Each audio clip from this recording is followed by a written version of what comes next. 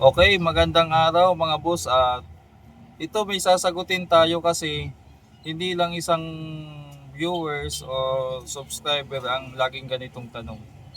Ang tanong ni ito sa taas. Kay Boss Ronald Lidisma 0506. 3 hours ago, baka mapanood niyo to pag i-upload agad natin. Sabi niya, tungkol to sa concert 502. So, puro 502 pag-usapan natin. Sabi niya, amplifier ko na Concert 502A, mahina yung right channel. Mahina daw yung right channel. Nagpalit na po ako lahat ng potentiometer, pati po mga capacitor na yan. Mahina pa din yung right channel. So, ibig sabihin, bago na yung potentiometer niya, baka pati main volume, nagpalit na capacitor, mahina pa rin yung right channel. Mga boss, marami kasing pwedeng sira yung amplifier kapag mahina ang isang right channel or left or right man dyan ang mahina or walang sounds. Hindi lang po siya humihinto sa isang pyesa na pag nagpalit ka ng isang pyesa okay na, hindi po ganun. So pinaka the best solution dyan ay kung hindi nyo pa kabisado, nag DIY kayo, hindi nyo napagana o napatino, ang unang option dyan ay mas mainam na dalhin nyo po sa paggawaan at ipagawa nyo na lang sa mga trusted nyo na electronics technician. Mas madali para mas magawa. Ngayon naman kung gusto nyo mag DIY, ang tip ko dyan ay gumamit po kayo ng audio tracer. So mag-i-inject kayo sa mga test point o sa mga, para hindi magulo, sa tinatawag na audio signal flow para ma-determine nyo kung saan banda humihina o nawawala o humihinto yung sounds o kung ano pa man. So, paano ba gawin yan? Marami na akong demo niyan dito sa YouTube natin at sa mga nakaraang video ko, baka hindi nyo napapanood.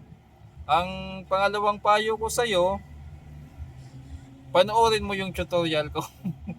Marami-rami ako yung video tungkol sa 502. Tingnan mo na lang. Isa-isa yun. Kaya lang marami na yan. Mga 1,000 plus na video yan eh. Minsan yung mga latest na lang yung panoorin mo. Gamit ka ng audio tracer, mag-inject ka ng kasi maraming posibleng dahilan kung bakit mahina yung sounds ng isang channel.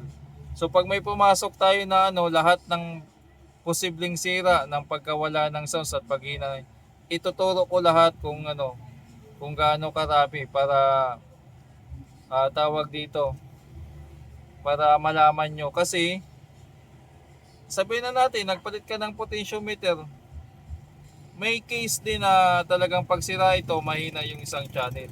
Pero hindi lahat ng oras ay dito ang sira.